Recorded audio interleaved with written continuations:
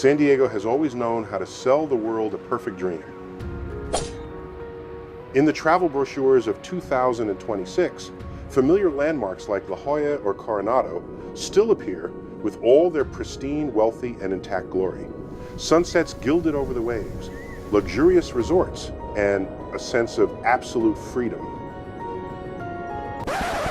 However, behind that radiant curtain, the truth carries a far more jagged and naked undertone.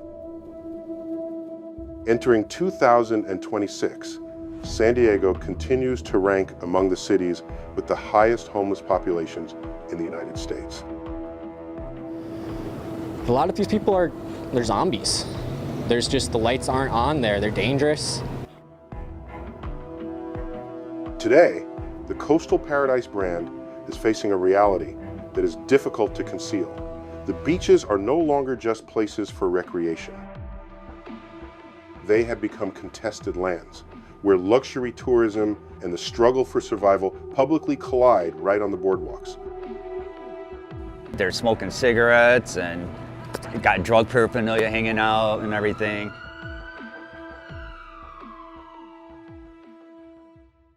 At Ocean Beach or Mission Bay, images of tattered tents, refuse, and makeshift daily activities have woven themselves into the daily urban landscape, challenging the so-called tourism aesthetic.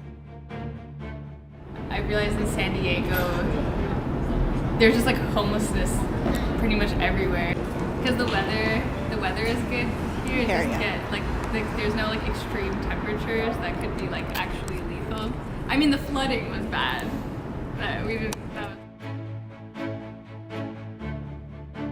This contrast has grown even more acute as the city government faces budget deficits, leading to the proposed total funding cut for final lifelines like the Neil Good Center and Alpha Project.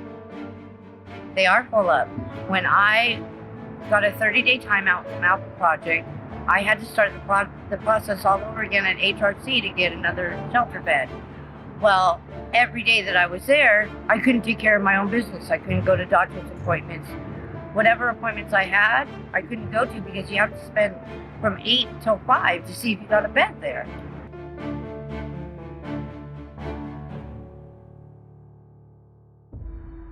When essential services are stripped away, the wave of unhoused people is pushed further out, drifting toward the water's edge, turning the coastline into the last refuge for those with nowhere left to retreat.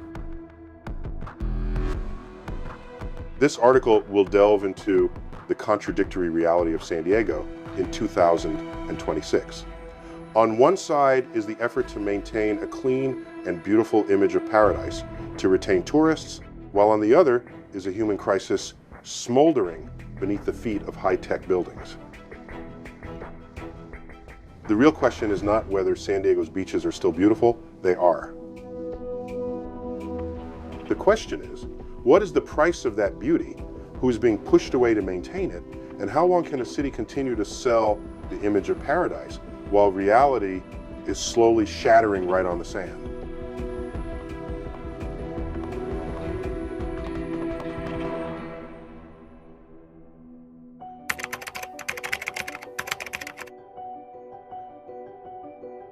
San Diego just dropped its 2026 point-in-time count, and the numbers look deceptively clean on paper. 9,905 people experiencing homelessness countywide, a straight 7% drop from last year.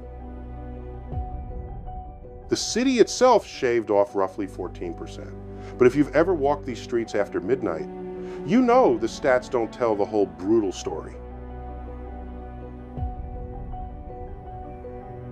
Here's the gut punch no press release wants you to feel. Thousands are still out there every single night, bodies curled against cold concrete, while the Pacific wind slices right through whatever rags they've got. You have to have known what it felt like to be homeless, basically to empathize with somebody they're on their knees, you know, they're just trying to stay out of trouble. In a way, it has to be tough because the people that are the renegades and that dump their trash in their sewer and stuff like that can't be stood for. You see them at dawn pushing overloaded shopping carts along the boardwalks, eyes hollow from another night of survival mode, or huddled under freeway overpasses where the roar of traffic never stops.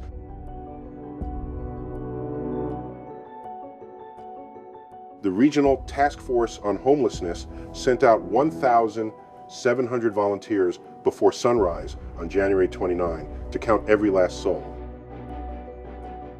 What they found is ugly beneath the surface. Seniors over 55 are spiking hard, a trend that's been building for years and now dominates the unsheltered population in ways we've never seen before.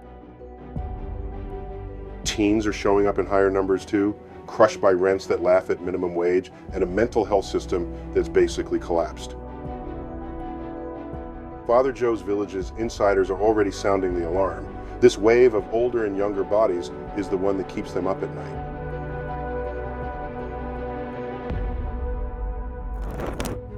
The one place that actually moved the needle?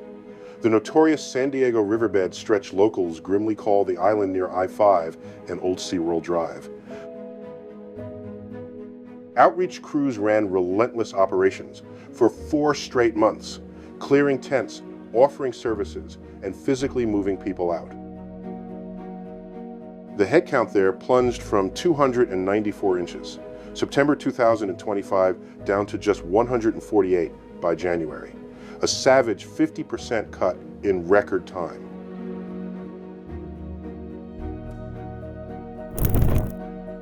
Bottom line, despite the modest decline, homelessness remains painfully visible along the coastal zones, exactly where millions of beachgoers expect nothing but sunshine, bikinis, and good vibes.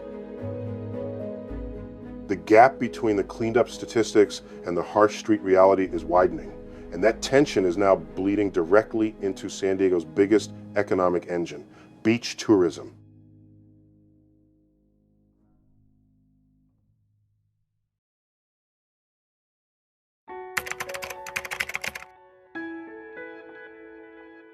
Costs are the trigger, not the excuse. And in San Diego, the numbers are brutal. Rent has climbed to levels where a full-time paycheck doesn't guarantee a lease, while utility bills have jumped dramatically over the past few years. Add in food, transport, and basic health care, and suddenly you're not budgeting, you're triaging. One missed paycheck, one medical bill, one rent hike. That's all it takes. And once you fall out of housing here, getting back in isn't a plan, it's a long shot.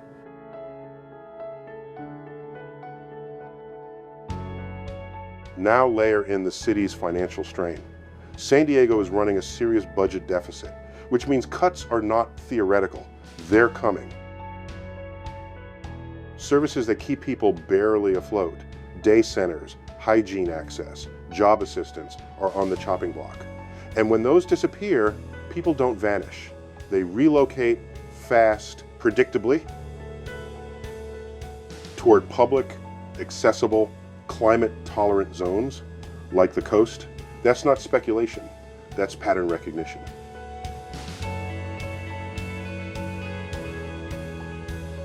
Here's the uncomfortable question.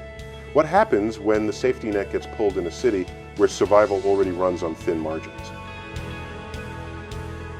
The answer is already visible. More tents, more displacement cycles, more pressure on shared spaces. Then there's geography. San Diego's biggest advantage doubles as a survival magnet.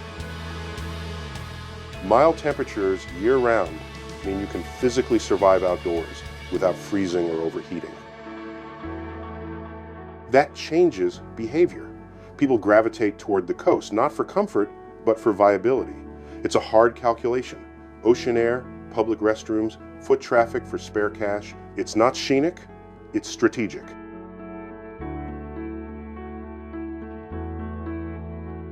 Finally, environmental stress compounds everything. Coastal pollution, especially near river outflows, degrades both living conditions and tourism quality. At the same time, warming ocean patterns are shifting ecosystems, impacting the very industries that sustain the city's image. So here's the real tension. When both the environment and the economy are pushing people out, where exactly are they supposed to go?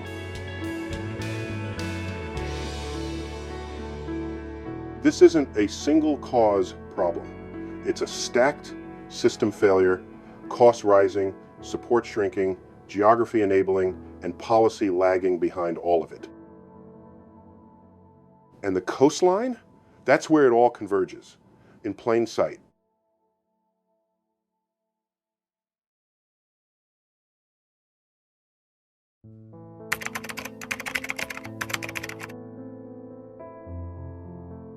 Enforcement is aggressive, visible, and constant, but the outcomes are shallow.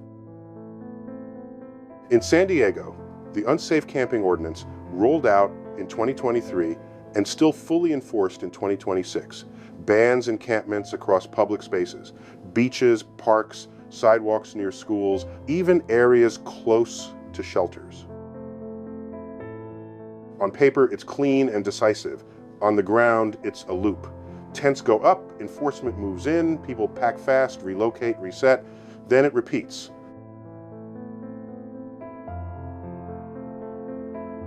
Sweeps have intensified, especially along freeways, riverbeds, and coastal zones.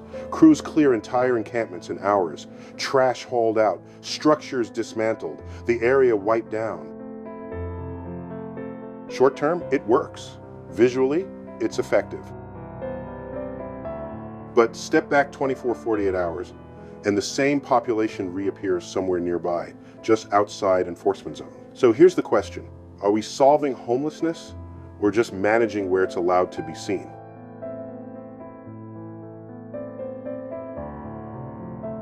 Meanwhile, the city has rolled out targeted support programs. Safe parking lots, like the one near Mission Bay, offer controlled spaces for people living out of their vehicle. Community partnerships are active too. Local groups like Surfrider run beach cleanups, while task forces in areas like Ocean Beach coordinate outreach and monitoring. These are practical moves. They reduce friction, they buy time.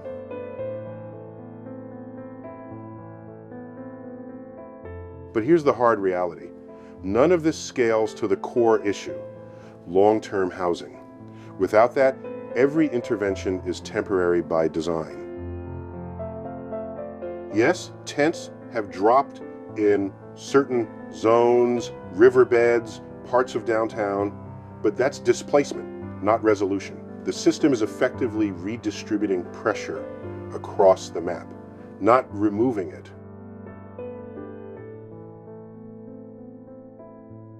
And that leads to the uncomfortable hook. What happens when enforcement keeps tightening, but housing supply doesn't move at all? You get a city that looks cleaner in segments, while the underlying problem spreads thinner, wider, and harder to track. This isn't a fix, it's containment.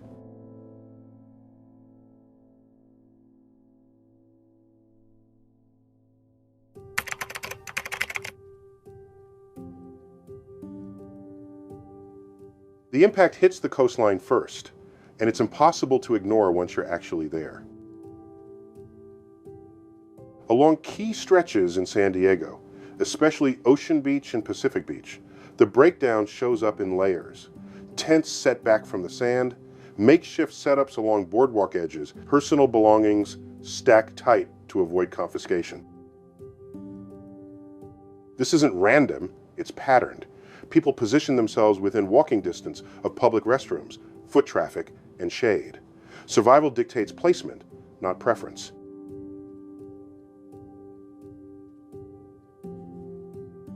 For tourists, the shift is immediate and physical. You're not just walking into a beach environment, you're moving through overlapping uses of the same space. One side, surfboards, rentals, cafes. The other, carts, tarps, people managing day-to-day survival in plain view. Cleanliness becomes inconsistent.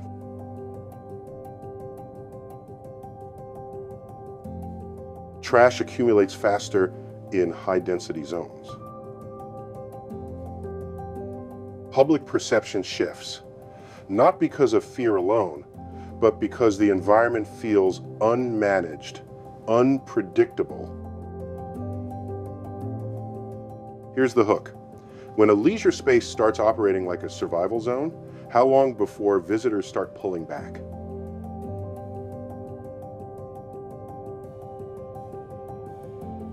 Then there's the pressure on shared infrastructure. Boardwalks, restrooms, parking lots, these are finite systems, and they're now carrying double the load. City crews increase cleaning cycles, but the turnover rate is high. What gets cleared in the morning can reappear by late afternoon. Enforcement steps in, but that only redistributes the concentration. It doesn't reduce it. Economically, the divide is sharp. High-end coastal areas, La Jolla, Coronado, are buffered. Private security, controlled access, higher pricing. These factors filter who enters and how long they stay.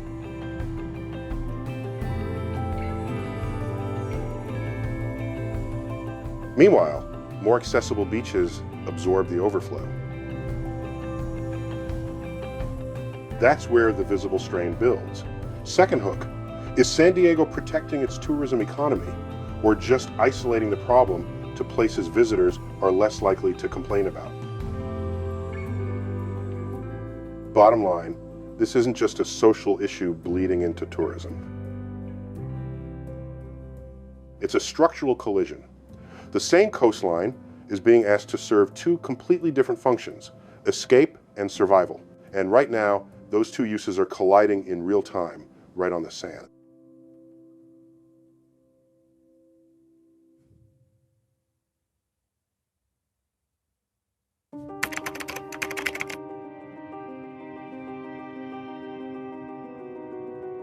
Now here comes the part that should keep every San Diegan awake at night. The city is staring down a massive $118 million budget deficit for FY 2027, and Mayor Todd Gloria has already put the knife to the most critical support system for people on the street. He's proposing to completely zero out funding for the Neil Goodday Center. This isn't some minor facility. It's one of the busiest day centers in the county, giving thousands of homeless people showers, clean clothes, basic medical care, and a place to charge their phones and store mail every single day.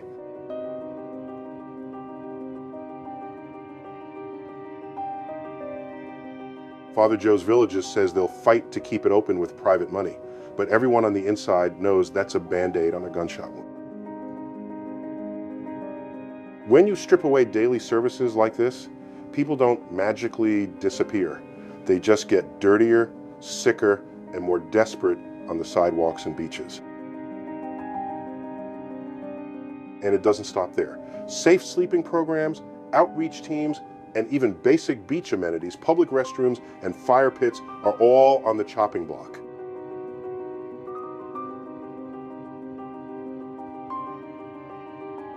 While the city talks about efficiency, the streets are already bracing for the backlash. Sweeps will get more aggressive, but without enough shelter beds or day centers, people simply move a few blocks over, often straight toward the tourist zones.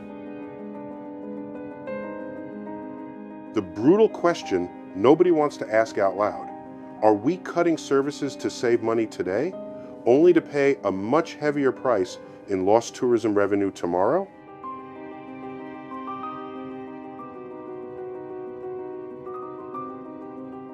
The next few months are make or break. City Council will battle over the final budget between April and June 2026.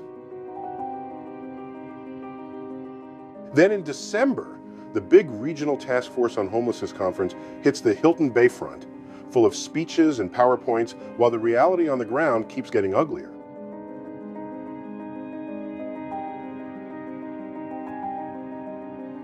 Bottom line, 2026 to 2027 is shaping up to be a brutal stress test. If these cuts go through unchecked, the modest progress we've seen could evaporate fast. And the beaches that San Diego depends on will pay the heaviest visible price.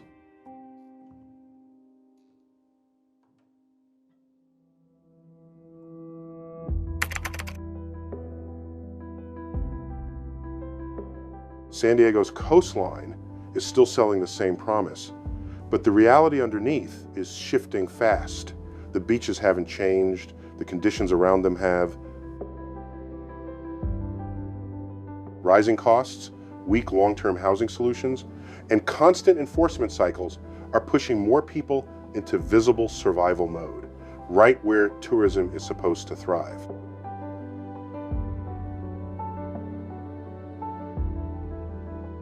This isn't a temporary disruption, it's a structural problem playing out in public. The city can clean, move, and regulate, but without fixing housing, the pressure just redistributes. So the real takeaway is simple. San Diego isn't losing its beauty, it's exposing the cost of maintaining it.